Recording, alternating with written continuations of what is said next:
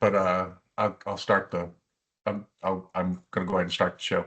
Uh, my name's Austin. So welcome today is a hands-on setup walkthrough focused on course readiness, putting a clean structure in place, copying content safely, running quick cleanups, and communicating clearly. The faculty benefit today will hopefully be that you'll reduce repeat questions, avoid avoidable fixes, and start the term with confidence.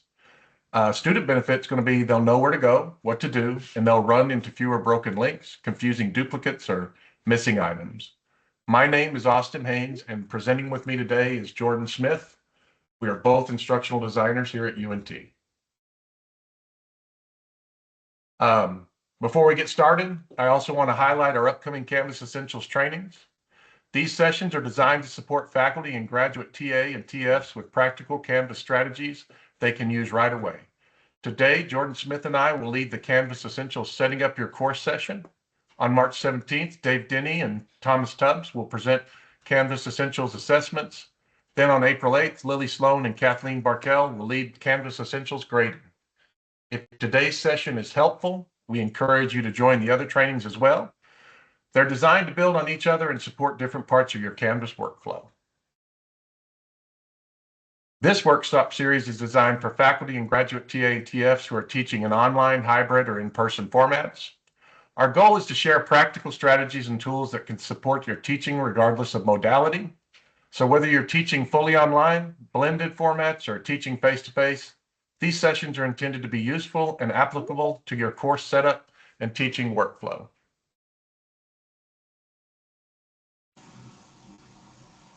Please feel free to ask questions during the session by raising your virtual hand or by typing your question in the Teams chat.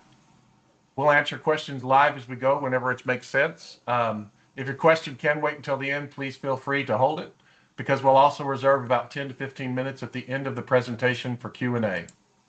And if you still have questions after that, we're happy to stay on a little longer to make sure your questions get answered.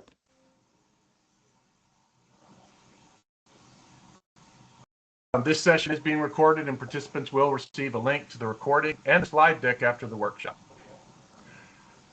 We just launched a program through Dr. Tanya Heap and our department, UDL at UNT. I'm really excited about this on a personal level and a professional level. If you're not familiar with UDL theory, it stands for Universal Design and Learning. It's a wonderful way to just build your courses with the idea of all of these things that we're going to talk about today in there.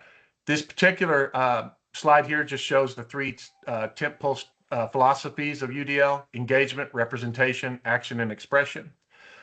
These outcomes here below are what you're going to see today in this presentation, and all of these are presented to you so that you can understand how UDL language starts to shape the things that we do every day that helps you and your students. Workshop outcomes for today are to save faculty time and reduce workload. Today's session is built around 4 outcomes that matter for both teaching effectiveness and the student experience. First, we want to save faculty time and reduce workload by using efficient, repeatable Canvas workflows that eliminate unnecessary rebuilding each term. Second, we want to prevent common course errors before students encounter them. Things like broken links, missing files, and incorrect dates that can create confusion and generate support requests. Third, we'll focus on how these same workflows can improve accessibility and reduce barriers to learning by helping you catch issues early and make intentional updates that support all learners. And finally, we're aiming to strengthen student engagement across all modalities, online, blended, and face-to-face, by creating a consistent, reliable course experience where students can focus on learning instead of troubleshooting. As we move through this session, each tool and walkthrough ties directly back to these outcomes, so you can lead with practical steps you can apply immediately in your own course.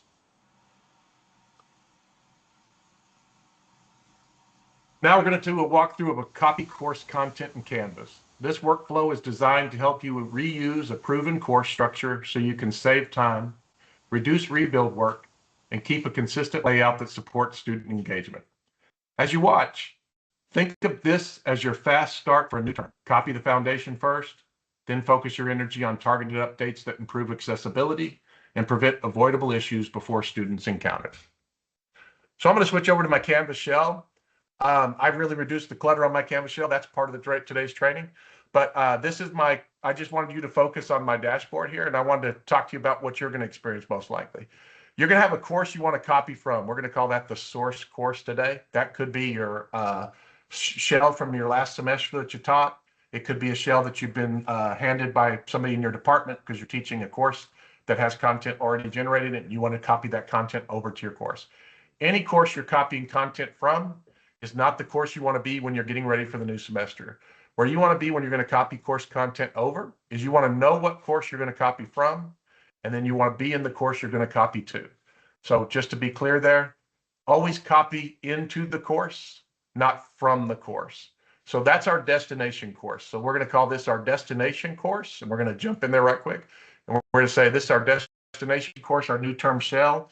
Yours may be titled PADM 5100, ART 1700, any number of courses that you're working from, but you want to know where you're going to be copying course content from.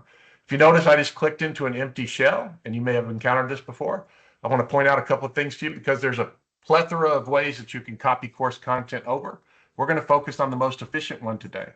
So when you click into an empty course shell, immediately you can import existing content. That's right over here on the right. And that is an easy way to access that tool. But I also want to familiarize you with that, where that tool is, because once you do this here, it disappears. It's no longer there. And sometimes you need to recopy your course content and have your course shell reset. So there's to understand where all these tools are located, you're going to navigate down to the bottom of the course navigation over here on the left. This is the course navigation, these green text-based URLs. And we're going to navigate all the way to the bottom because we're going to be visiting this pretty frequently today in today's trainings. You're going to navigate to settings. We're going to click on settings. And that's going to take us to the settings page. And over here on the right, you'll notice that we have a course status menu. And right here, we're going to have that same feature, import course content. So to import your course content, we're going to click on import course content, and you're going to come to the import content screen. Right below, you're going to see a drop-down menu, and you're going to see select one, and you're going to click on this drop-down menu, and this is that plethora of opportunities to copy course content here. We're going to focus on copy a Canvas course. And so we're going to click on that option. And below, you're going to get a new prompt to search for a course. The course we're starting with is our source course, but yours could be, like I said, ART 1700, anything like that. So we're going to locate our source course. We're going to click on source course. And then below, once we've loaded that into our queue, we're going to get options. We can copy over all content, or we can select specific content. Today, we're going to focus just on all content. I personally believe this is the best way to copy your content over because it gives you all of your choices and it allows you to make decisions about editing in the new shell. You can also select specific content, and when you do that, you're going to notice there's not many different options here, but once you add it to the queue, it will put that course shell, just like we're going to see it here in a second, down here, and you will have the option to select specific content in the course. It's pretty general and you can miss things. That's why I prefer to do all content, and that would be my recommendation. Below that, you're going to get adjust events and due dates. When you get this option, you can shift the dates. The course we're copying from, it does not have set dates because it was never taught in a previous semester or anything. But if you were copying from a previous semester, the first thing you would see is the beginning dates for that semester and the ending dates for that semester here. Those would be populated here automatically, and you can change it to the beginning date and the ending date of the semester you're going to copy from into the shell. It would import those dates over here. What we're going to show you today, I think is the reason I would make this selection. I would ask to remove the dates, and that's what I'm going to do today whenever I do my choice. I'll show you why here in just a second, because that's a workflow that I wanted to show you that I think helps you look at your course in a new way, and it may identify some tools that you're not familiar with. So once we've removed the dates and we've made our selection for all content, we're going to add to the import queue, and you're going to see it populate right down here. And it's copying over our course material. You see it say queued. Here in just a second, it should say running. And you'll see it start in the progress bar over here to start having a, I believe it's a blue running line here in just a second. Yeah, there it goes. Sometimes it takes a minute. The course you're about to see, by the way, is not a full 16-week course. Your course will take a little bit longer to copy. we've made a little micro course for you to kind of see the tools, because we had to build kind of an idealized environment for you to see the features that we're going to focus on today. So now we're completed in our course copy. And one of the things I would highly recommend is to check on some things that you want to copy over. So for instance, first thing I'm gonna do is I'm just going to go to modules now in our course. This is where we initially saw that import course content feature here on this page. It's no longer available. And as you can see, we now have our content in our course, okay? The other thing I'd recommend to do is click on your pages, look for things like, for instance, I know for sure that I've got Jordan's, because she's teaching this course, hyperlink to her email here, that's active. And also know that there's a downloadable document here that should have copied over to that course shell.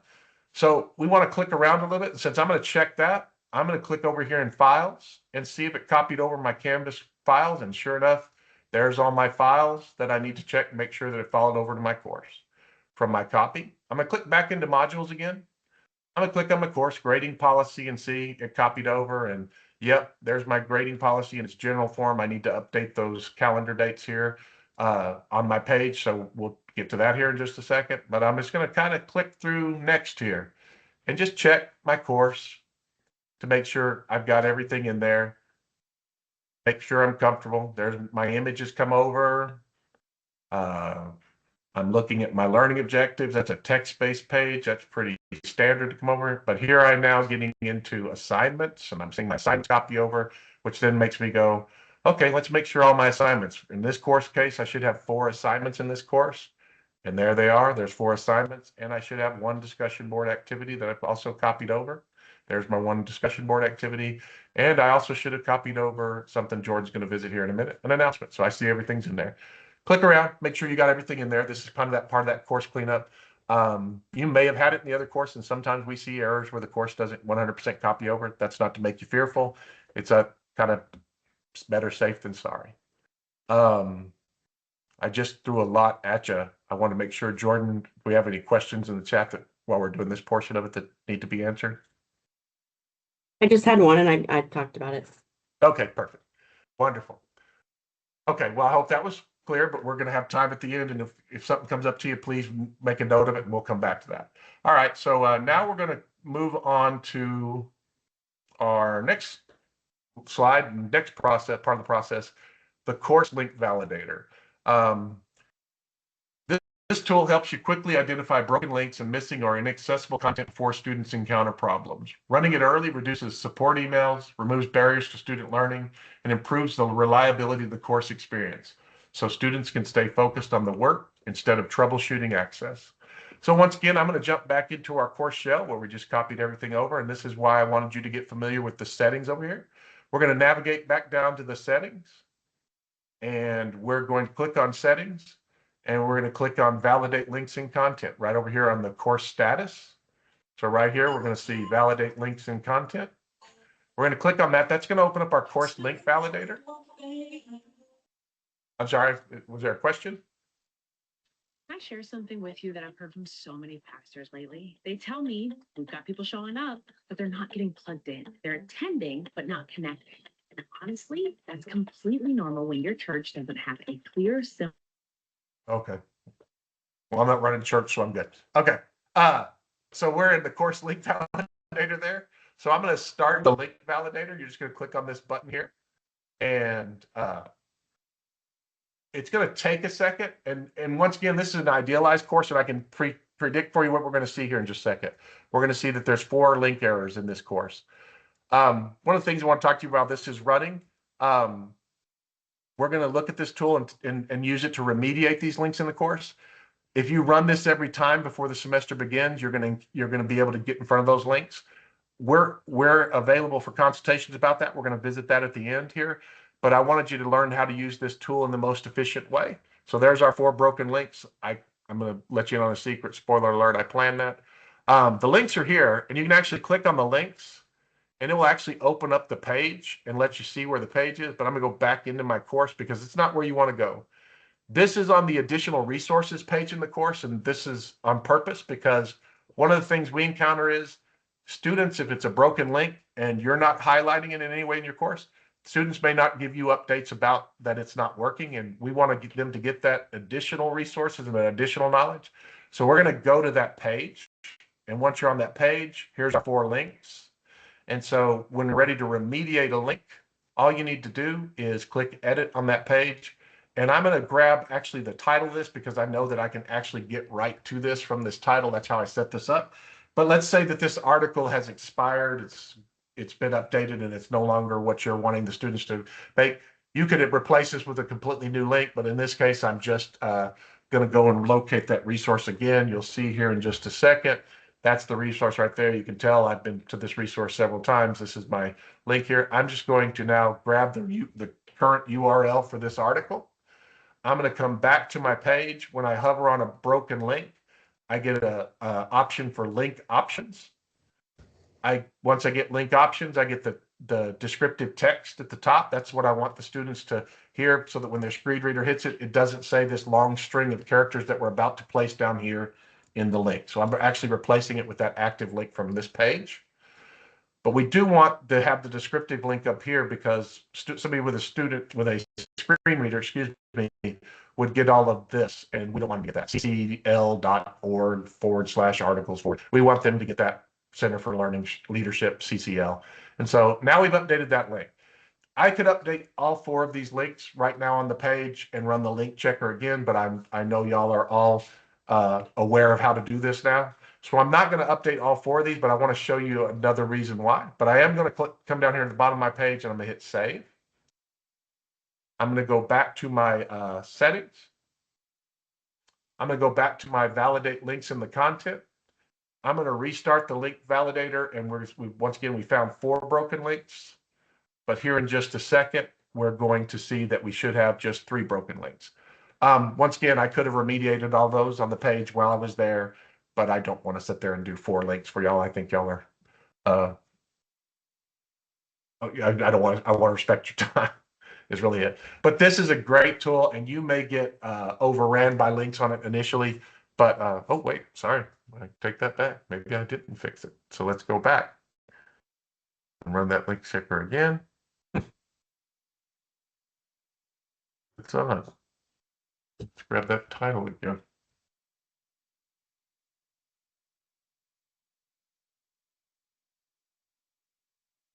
Sorry, I'm a little off my game. Let's go to our resources. Let's go to edit. Let's go to link options. Let's reload this page just to be sure. Maybe I accidentally posted the wrong link in there. Let's grab that again.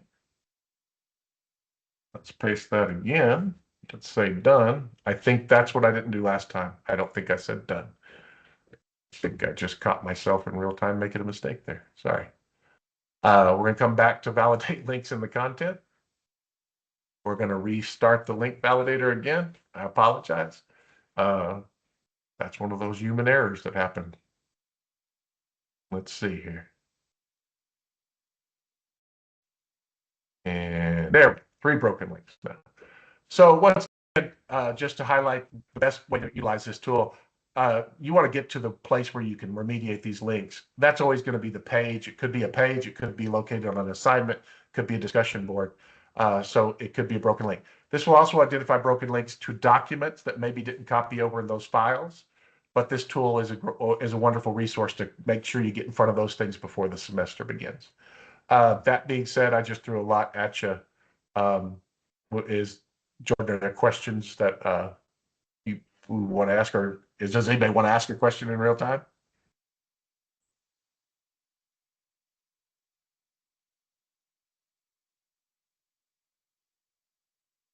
Yeah, Kathleen just mentioned in the chat, just a good real-time example of why you should rerun it and make sure that it's working.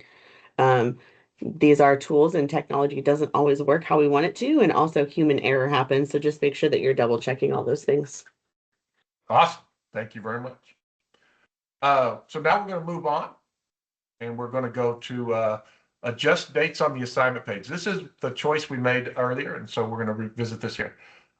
This workflow helps you update due dates efficiently across the course, keep the schedule clear and consistent for students, and prevent common issues like missed deadlines or blocked access. As you watch, focus on how a quick course-wide date update reduces confusion, supports engagement, and minimizes troubleshooting once the course is live. So now we're going to jump back into my course. We are going to, this time we're not going to settings. Jordan's going to be visiting that again. This time we're actually going to go right into assignments, as you saw earlier.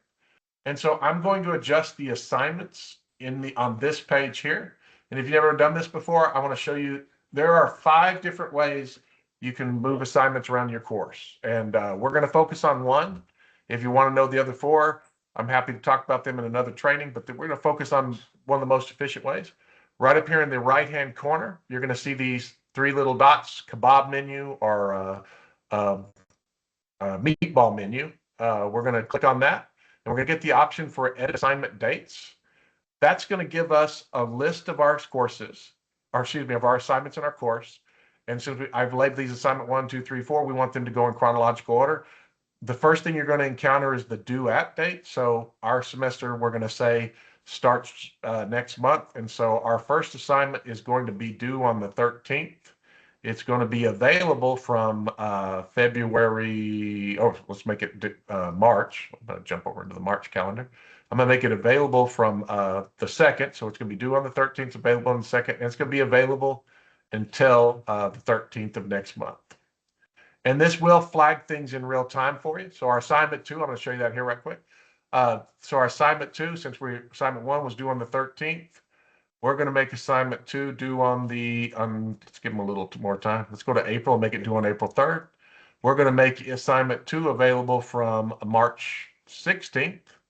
And once again, we're going to make it due on April 3rd. But I do want to do this. Watch what happens if I hit the 30th. It immediately tells me that it can't be, it's giving me just that warning. So you're getting that in real time response. So I want it to be due until April 3rd so that it coincides with the due date. I'm going to put all these in here because this workflow also feeds into something Jordan's going to show you here shortly. And I think you're going to want to dance at Jordan and Zion's wedding whenever you see what we're going to show you. And so I am going to say this assignment is due on April 24th. And this assignment is going to be opened up on April 13th. And once again, it's going to be due on April 24th. And finally, our assignment is going to be due, 4 is going to be due on, excuse me, we're going to get into May now. May 15th, we're going to make it available from May, first available date in May. Let's make that the 4th. And let's make it due once again on May 15th. So now we've set our dates for our course. You can select from a date range, and there is also a batch edit feature. That's completely different training, so you're not going to hit those, but I do want to draw your attention to those. We're just going to make sure that before we leave, we hit save. And it's going to take it just a second to save. But I also want to draw your attention to this. Right now, while it's saving, now we're saved, we're in the assignments due dates. We haven't set the due dates for our discussions. So you want to go into your discussions, and on that, you're going to want to adjust your due dates on your discussions down below. You're just going to want to click on edit, and you're going to want to set your due dates on your discussion down here. So once again, our course is starting here, and I wanted to open this up pretty early because this is a really important discussion I want my students to have. And I'm going to actually have this continue throughout my course for quite a while. And so, well, maybe not to April, maybe into March by the 20th. So same thing, if I set this to a date past there, once again, I'm immediately going to get some type of alert. So I want to make that into March 20th. Is that where we said earlier? Yep, there we go. And so then I'm going to save that. And so now all of my assignments and my discussion board activity have their dates set. And so any questions I can take about that? Because once again, that's quite a bit of information.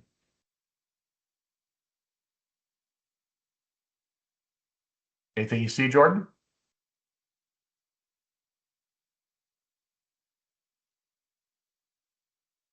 Amanda had a question about if you put the available until date after the due date, will it label the submission as late?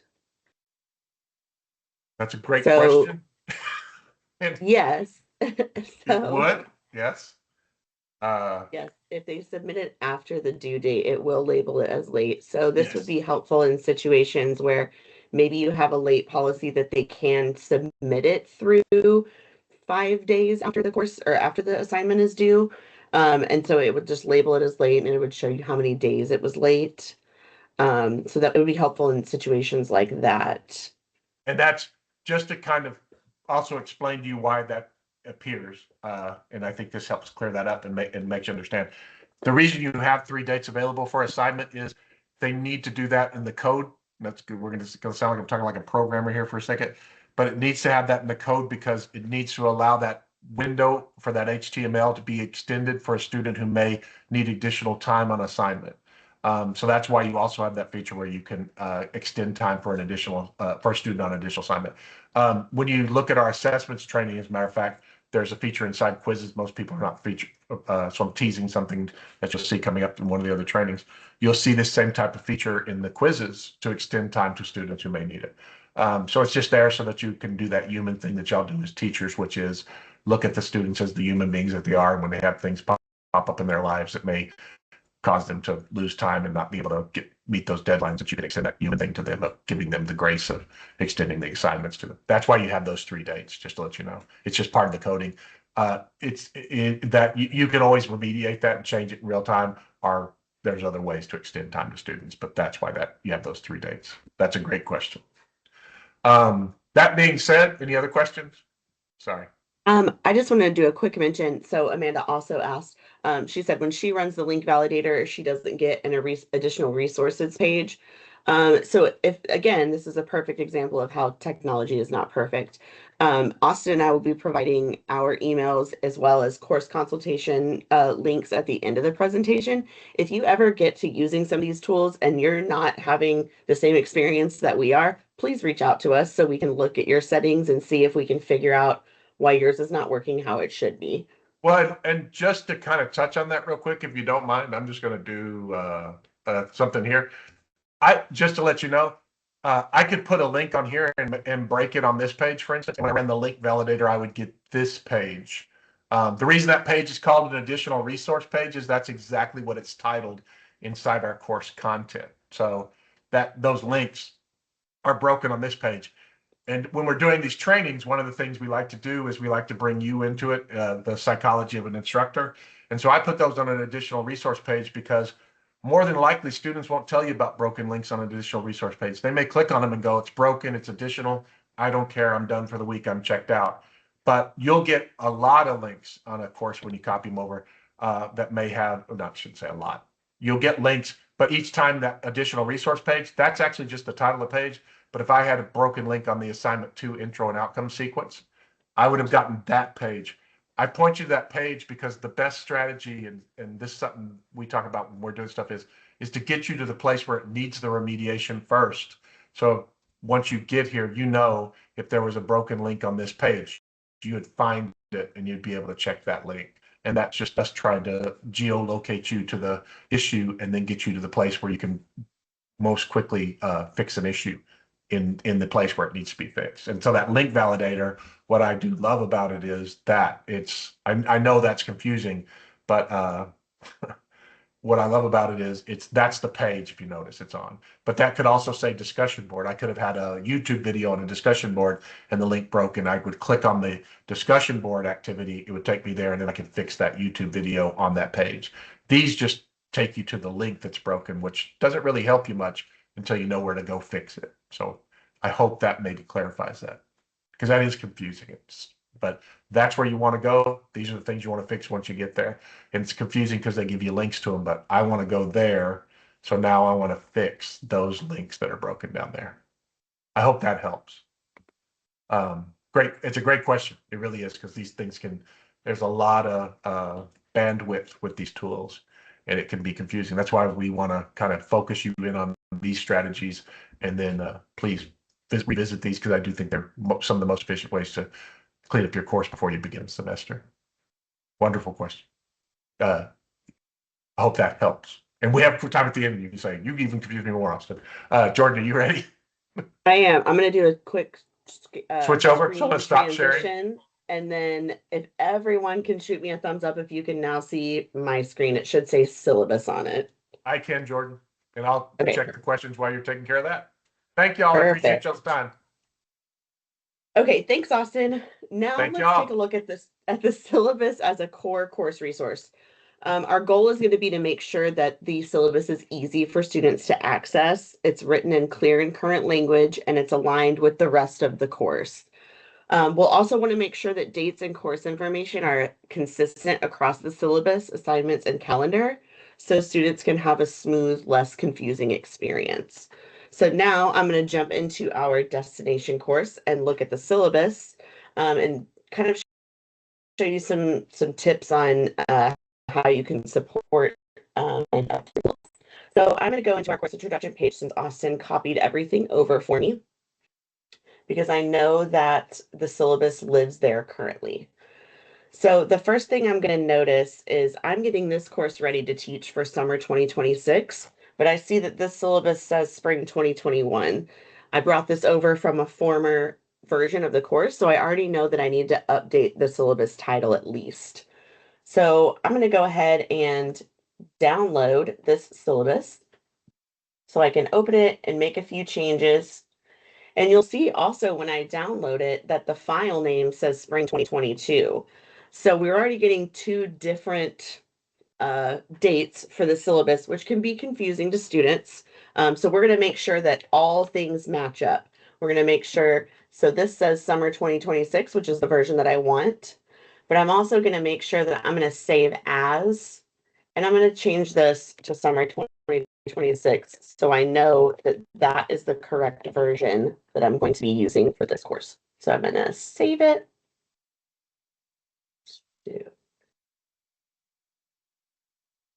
Okay, so I'm going to run a quick accessibility checker on the syllabus just to make sure that everything looks good in terms of accessibility. So I'm going to go to review, check accessibility, and it's going to run a quick check for me. So everything looks pretty good on this syllabus. There are two items under color and contrast. So I'm going to click on those. It's going to walk you through how to remediate these things. This one's going to be pretty easy. So I'm going to just go ahead and click black text to make it match. So now it shows me, looks good, no issues. So I'm also going to do a quick search for things that might be in the course that need to be removed. So we might want to remove any mentions of DEI. Okay, so I currently don't have any in here. What about COVID? Oh, there we go. Okay, so I still have a COVID-19 policy in the course. I'm going to want to go ahead and remove it since that's a little outdated and we don't really utilize that anymore. So there's a quick deletion of that, and then I'm going to save the syllabus. And I'm going to keep this open for now. And now I'm going to update to the correct version of the syllabus. But I think before I do that, I'm going to add it to my files page.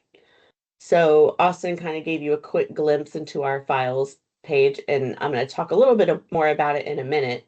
But I'm going to go ahead and upload this syllabus in here because that's where I'm linking all of my documents from. So I'm going to pull this summer 2026 syllabus that I just created, and we're going to pop it in those files. We're going to scroll down and make sure that it's there, and there it is. It says I uploaded it.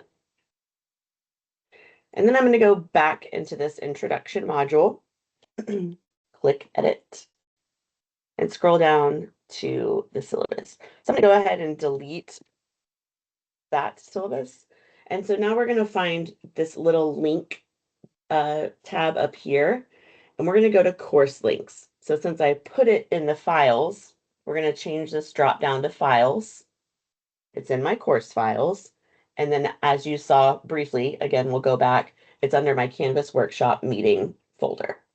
So I'm going to find the summer 2026 syllabus, drop it in there. And for purposes of, just a quick accessibility thing, I'm going to look at link options because maybe I want the title to look a little different. So I'm just going to make it look a little bit cleaner. And then I'm going to add in parentheses that it's a Word document. So students know that that's what they're opening when they download the document. And now I'm going to click save. And so now my new syllabus is in the course. That Word So- document thing is, Jordan, sorry to interrupt, but that Word document thing is a really wonderful DDL engagement. I think that's a really great example of that. Sorry. And you. Kathleen just mentioned, also remember to check for and remove the Multicultural Center and Pride Alliance links from the syllabus as they are no longer supported. Thank you, Kathleen. Yes. Yes. So anything that might no longer be a university initiative or anything, we're going to search and remove from the course. So we now have our downloadable course syllabus in our intro module. Now we recommend also putting it in a syllabus tab so students have multiple ways to view the syllabus. So what I'm going to do is I'm actually going to, I know that I have it downloaded, a downloadable version somewhere. So I'm actually going to put all of the text of the syllabus on this syllabus page.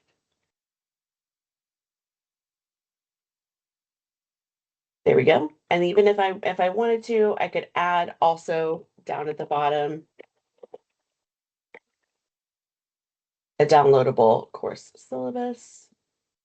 I'm going to change that heading just because I'm a creature of habit and I want to make sure that it's accessible. And then I'm going to go back to that course link and find that syllabus again and drop it in there. And then it's going to show me some accessibility issues for purposes of this workshop. I'm not going to run that, but just know that it is there. I'm going to update. And so now we have 3 different ways that the syllabus is in the course. We have this syllabus page where the entire text of the syllabus is there, as well as a downloadable version. We also have a downloadable version in that introduction module that I was just at. And the introduction module has chunks of the syllabus document that are also in there. So we have several different ways that students can access the syllabus information. So now I'm going to look down here and I see that there are due dates that Austin had previously set. So I still have my syllabus open. So you're just going to want to make sure that when you're going through that your due dates in your syllabus match what you have in the Canvas course. We see that a lot in terms of just, again, something that you don't think about changing is the dates. So just make sure that those due dates match for your students. Okay. So next, we're going to take a look at page and file cleanup. We're going to focus on removing duplicate or unused content so students aren't overwhelmed by extra materials in the course. This happens a lot, especially when we're copying over course content. I know that as faculty, you build upon your content every semester. And so there may be things in the course that you don't have in modules, but you still have in the files and pages that you aren't even using. So we're going to look at cleaning those things up. We're also going to look at organizing the files into clear folders and using pages instead of relying on file dumps. So content is easier to read and navigate. Overall, the goal is going to be to improve readability and make the course easier for students to move through. So I'm going to go back into the Canvas course. And I'm going to go back into that file section that I was briefly Hey, in. I'm sorry, Jordan. I hate to Yeah. interrupt you. Andrea May had her hand up. Or Andrew May had his hand up. Do you still have your, or is it May, Andrew? Sorry. It went down for me. I didn't see it. Don't worry. I just wanted to ask, there's a certain amount of redundancy in, having, say, multiple links to the same file from different places in the course, or having, dates in the syllabus as well as in Canvas itself. And I wondered if there are ways, for example, if you have a new syllabus you put in to automatically synchronize links to that, or likewise to synchronize dates from the syllabus or to the syllabus. That's a wonderful question. And actually, Jordan's kind of demonstrated a couple of those by updating the syllabus and the files. So when Jordan updated that file, for instance, that syllabus, and she changed the name of it, if you load a file back into the same folder, you'll get a pop-up window that says do you want to replace this file in its original location throughout the course? So it would, so that Word document. However, I just want to say to you, Andrew, and everybody, because you're changing that file title, my best recommendation would to do the practice we're here, because that you could inadvertently change the file title and think you're changing that, but you're not. Does that make sense? And that would occur because she's adjusting the title of it from spring 2026 to summer 2026, for instance, and you could think you're replacing it, but you're not. But also, the reason we put it in so many places, just to let you know, is in an online course environment. The last number I saw was about 40% of our students take courses in an online environment on some type of tablet, or this will surprise you, on the phone. And if they downloading a Word document on your phone, as you know, is probably is just very cumbersome. And so by having it inside the actual pages inside the course, also in that syllabus navigation and in the course pages in the course intro, it gives you that wonderful thing that you do all the time, I'm sure, as an instructor, where it's like it's in the syllabus. And so we have a page for course grading. So if they're asking you a course grading question, you can actually take the URL of that and send it back to them in a comment and say, hey, I just want to say thank you for your question about when that's due. I'm also including the course syllabus page here for grading, and it's that way you can see that in the syllabus, and it's a polite way to just point them back to that it's in the syllabus thing that we often say as instructors. So that's a wonderful question. Did that help? Yes, I just want to make sure I understood. I didn't hear that there was any way to have the information that you put into different modules of Canvas automatically synchronize back to the syllabus. For example, if you change, grading or rubrics or dates due and so forth, you still have to update the syllabus by hand, correct? Yes. And that's kind of that adjustment dates. In this case, you saw just 4 of those assignments, but in one of your 16-week courses, you would probably have, assignment for 12 weeks or something like that. And by having those at the bottom of that syllabus page, it makes it a lot easier for y'all to go, okay, I already adjusted them using the adjustment date tool. Now I have a list of them. I can more easily look at that list and transfer that to my syllabus before I update that inside my course. Does that help? I'm sorry. Yes, thank you. I wish they would have a unified, here's a syllabus tool in there that does that. It, however, does not. All right. Thank you. Great question. Sorry, Jordan. My apologies. No, you're good. Okay, so let's jump back into file cleanup. So you'll see that for purposes of this workshop, like Austin had mentioned before, we kind of created the perfect environment for showing these tools. So we already have things organized into folders, but if you were wanting to add a folder, you could do that. So say you wanted to do a folder for assignments, we could add one where we drop documents in that are just for assignments. But we're going to go into our Canvas workshop meeting files, and you'll see I have all sorts of files, and not even a whole lot, because I'm sure that there are a bunch when you're carrying over from several semesters. So I'm just going to take a quick look at a couple of these. So this one says delete after 5/22/2026. We're way past that, so we'll go ahead and delete that one. Fall 1998, that was a long time ago. Spring 2022, that's the syllabus that I just got rid of. So I'm going to kind of go through and see things that I want to delete. I'm going to check them and I'm going to get rid of them. And then I found, ooh, there's the thing I was looking for. I think I want to rename that. So now I know what it is. So I'm going to go back and show you to do that. You can click these 3 little dots and you can rename a file. So I'm going to call this one, that one thing for module 3. So that kind of goes over cleaning up those files in the course. You can do the same with the pages section. Again, for purposes of this workshop, it was pretty bare bones in terms of making sure that the environment was perfect. So I don't have a whole lot of pages that I would want to clean up, but the process is the same. If I wanted to get rid of some things, I would just click the little box and then click the delete tab.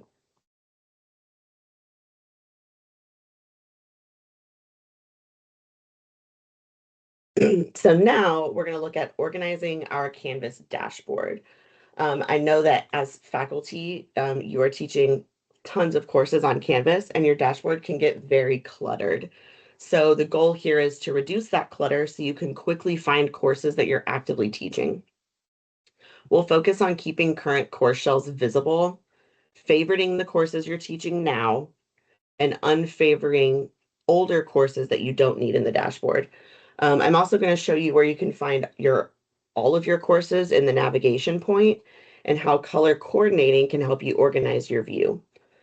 So I'm going to go back into the Canvas shell and I'm going to go to my dashboard on this left-hand navigation menu. So you'll see here's all of my current courses that I have. For me, 13 courses is a lot. So I'm going to go actually to the courses tab and I'm going to go to all courses.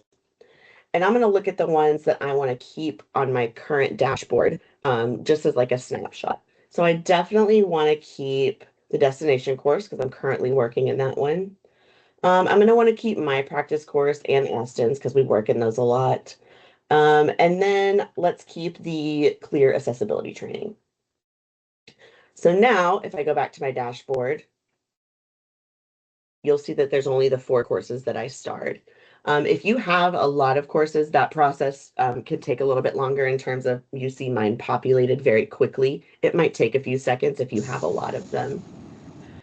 So the next thing we can do is we can actually color coordinate these tabs. So I look at my practice course and this is individual to each individual dashboard. So my practice course is on Austin's dashboard, but if I change the favorites or the color, it only changes it on my dashboard. So I'm going to click the 3 little dots for my practice course and I'm going to change it to purple because that's my favorite color.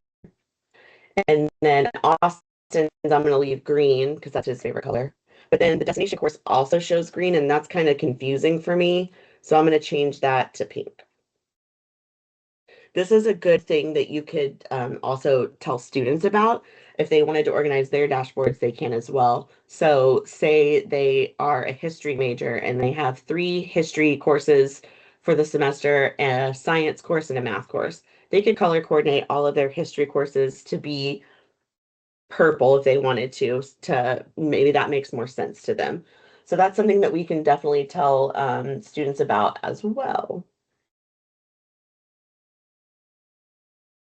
So now let's take a look at another cool tool. It is the YouTube migration tool.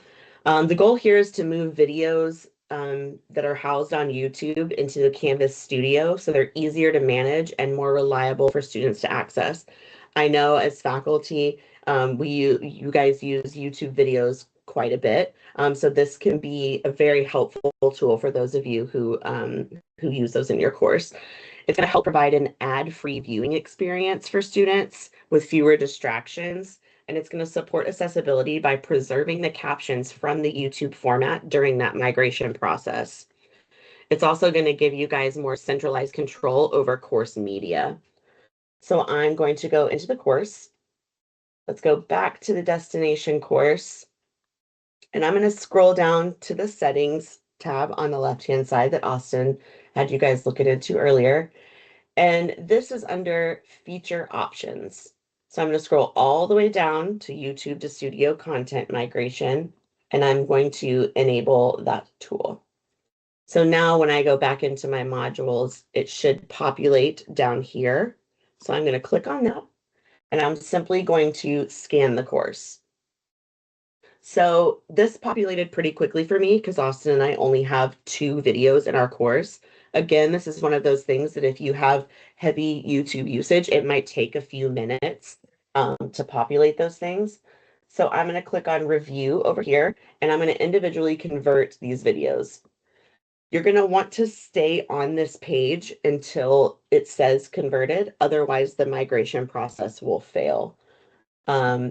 So now both of these say converted and I can close.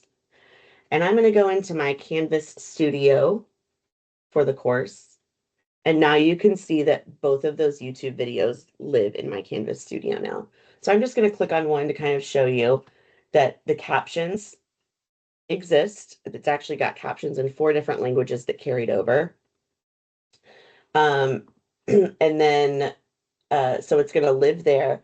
And then we'll just kind of flip through the video very briefly, but you can see that it's an ad-free experience for students because as we know, YouTube has started relying heavily on ads.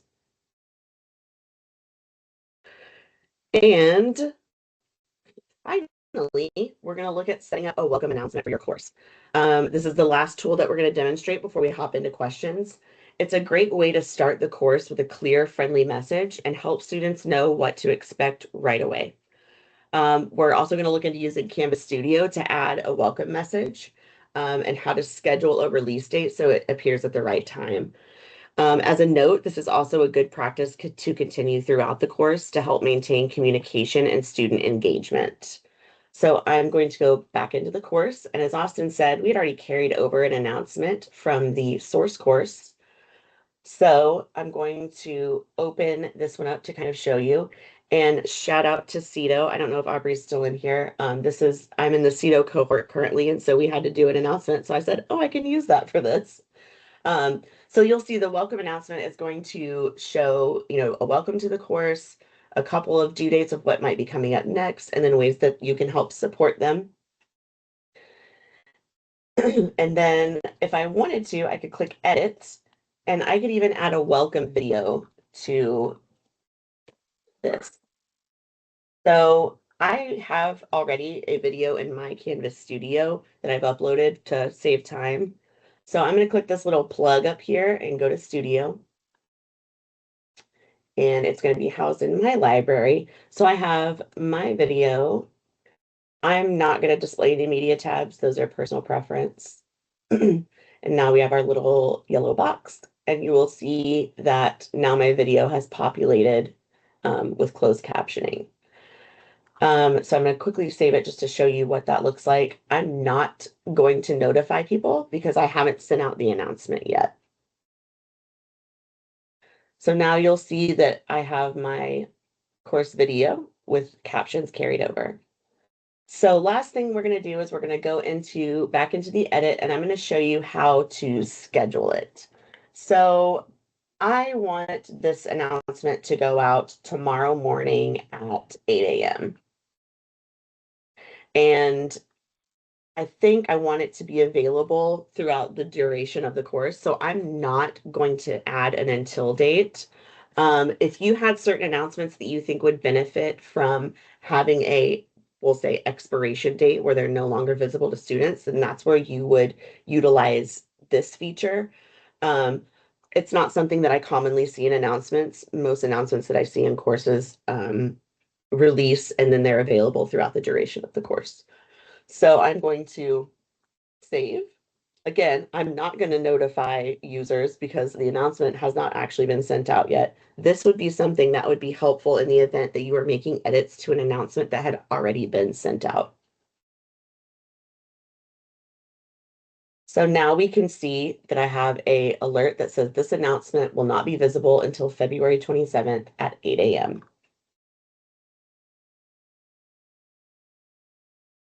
Okay, thank you again for attending today. Today, Austin and I covered the Canvas Essentials Setting Up Your Course session.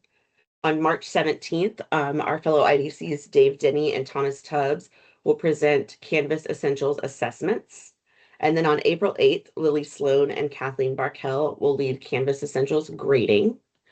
If today's session was helpful, we encourage you to join the other trainings as well. I will drop a link to those in the chat. Thank you again for your time and effort and everything that you do to help your students. We'd love to open it up for questions for the last couple of minutes. We could talk about what we presented today and ways that could be helpful in your Canvas course. I'm also going to provide a course consultation form link as well as mine and Austin's email for you to best reach out.